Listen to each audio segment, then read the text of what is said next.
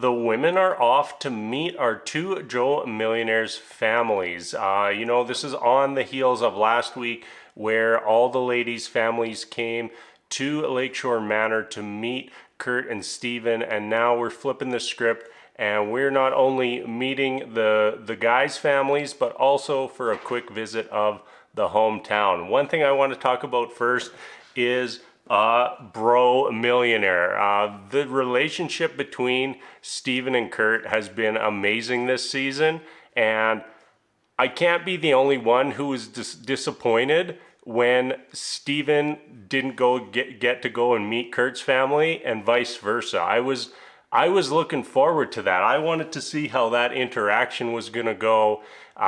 Honestly, at this stage in the game where most of the women are just invested in either one or the other, I think it would have been good to, have that distraction so that, when it's visiting Kurt's family, that Annie and Amber are probably going to spend most of their time with Steven, and then when they're visiting Steven's family, Carolyn and Amanda are going to spend most of their time with Kurt, and then a little more focus on the women who these guys are actually interested in with the families. They still did bubble up to the surface to be the focus of attention at each given place, but also you have to remember this is all edited, and that kind of shows where the show wants us to focus on. So let's start with Kurt's family visit. One big thing that they're worried about is, keeping the secret under wraps. And I will say they did a decent job with Kurt's family and Kurt's visit. They went to the construction site. You can't tell how rich somebody is on a construction site. Kurt kind of gave them a tour, had a little fun activity, had them put their hands in the cement, kind of cute, kind of cool, and then off to meet the family.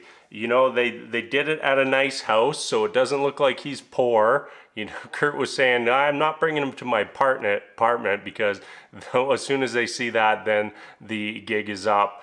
But, they had a nice house there. The ladies were kind of thinking that maybe he was the millionaire, but I don't think that's how it went on the other end. Anyways, let's focus on the rest of Kurt's visit. So let's talk about the women now. Carolyn. There was a comment that we never really got elaboration on, and that was Carolyn was just like Kurt's exes or ex. And I wish we would have got a little more information there, because it was kind of interesting to hear his family, say something negative about her when Kurt has just been so, how did his sister-in-law put it?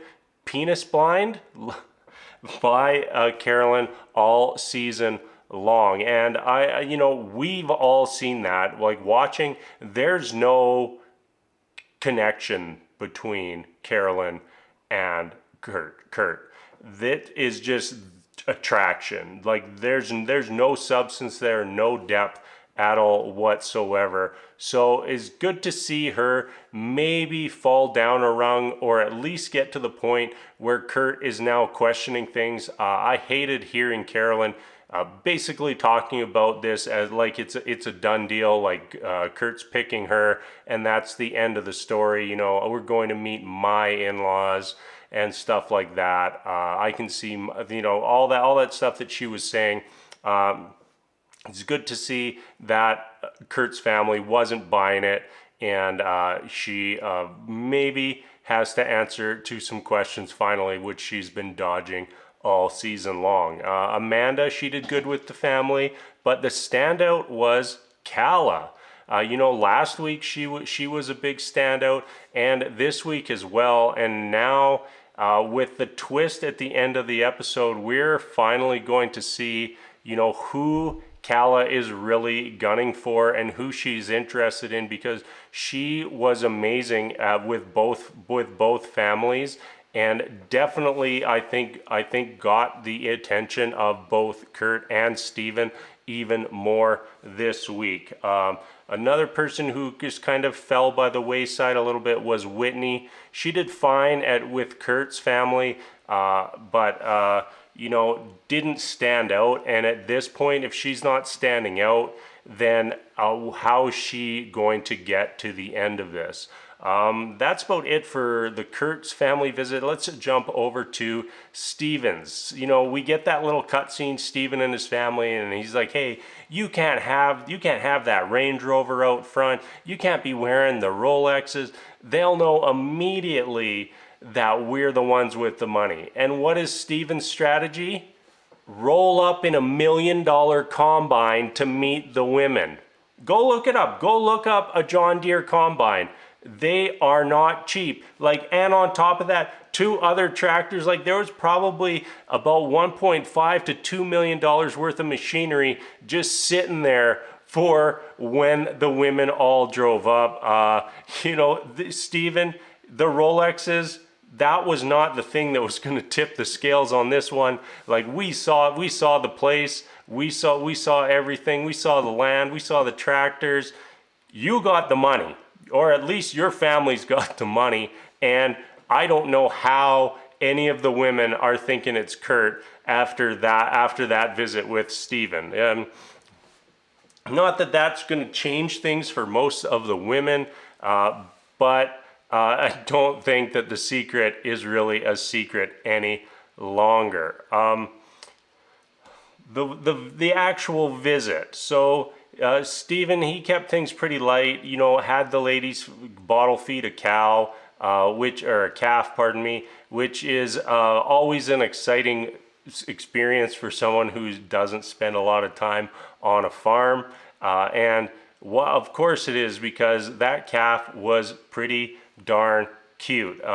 Very, very much knew exactly what to do with that bottle, and I definitely think that in that moment Steven had the ladies falling for him a little bit more. You guys think that anybody really stood out for Steven's family though? I think it's down to Annie, Amber, and Calla. Basically Steven has straight up said that, but none of them really stood out in an amazing way. I thought Amber was really good with his family and would be a great fit there with Steven. Annie didn't seem that comfortable with farm life, but did her best to try to hide that, and then is just a really nice, genuine person. So that's what the family saw. And then Calla, she's doing her late season charge here to try and find out who she's even interested in, which in my opinion, she's just left it too late. The other connections are just further along, at least definitely with Kurt, maybe not as much with Steven. I don't think that we've seen him develop as deep a connection with Annie and Amber as Kurt has with Carolyn and Amanda, but still at this point just feels a little too late for Calla and also Whitney. Whitney, she did not do great on this visit. Seemed like she was very much not in favor of farm life. And also, we straight up heard her say hey, I looked around, this is the family that's got money. So she's found that out, and I'm interested next week to see what her decision is, and if she makes that decision based on knowing now that Steven has the money. So that brings us to the twist at the end of the episode. We all thought we were getting an elimination. We did not. Instead, they decide to just have a cocktail party, and then right at the very end of the episode, Martin comes in with the little twist where the women are going to have to choose which man they wish to pursue. And I think that this twist probably should have been done 2-3 weeks ago, so that we would have had a more definite plan of action for people like Kala and Whitney, who have still to this point in the final six, just floating along. The preview probably spoiled that twist a little bit, as we saw every single one of the women on a date with either Kurt or Steven. So that probably took a little bit of the suspense about who they're going to pick out of the equation. But I'm still interested to see how all that goes down. And Martin did say that they would have an option to continue pursuing both. We'll have to see how that all plays out next week, because we have to be getting close to the end of this season. 6 women left.